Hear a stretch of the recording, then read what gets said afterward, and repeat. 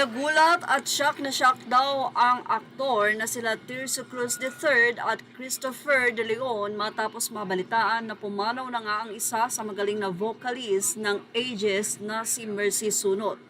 Bakit sila nagulat? Ayon sa naging update, ay nakasama pa daw nila Tirso at Christopher si Mercy Sunot sa isang dinner sa US. Mula sa naging artikulo ni June Lalin ng Abante, Christopher Tirso nakasalo pa sa dinner ang Aegis singer na si Mercy Sunot bago ang balita ng pagpanaw nito.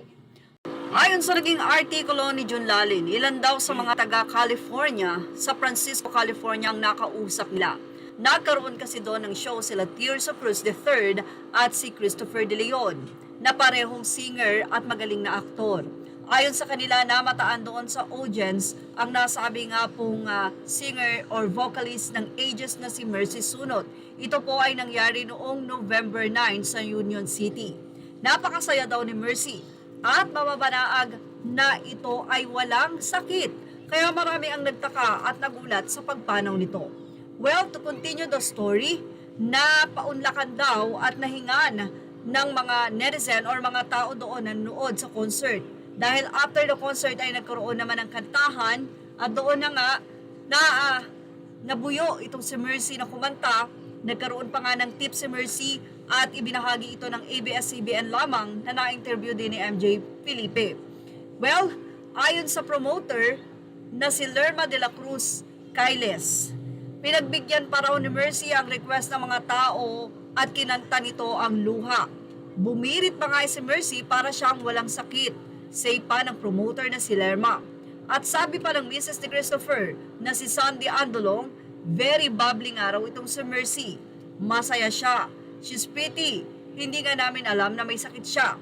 Si Sandy rin ang nagsabi na the night before ng show ng kanyang mister at ni Tirso ay nakasama pa nila sa dinner si Mercy. Isinama raw ito ng producer nilang si Donnie Pestrana. Say ni Sandy, that night, sa dinner namin nakilala si Mercy. Of course, kilala namin ang Aegis Band, pero noon lang namin siya nakilala.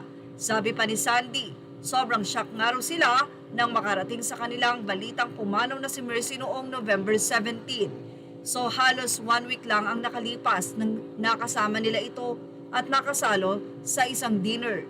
Nalaman din nila na inoperahan nga si Mercy noong November 12 sa Stanford Hospital sa Palo Alto. Nakakasad, yan pa ang naging bahagi ni Sandy Andolong. At yan ang ating Showbiz Snap update. Images are all credit to the rightful owners. Thank you for watching Showbiz Now.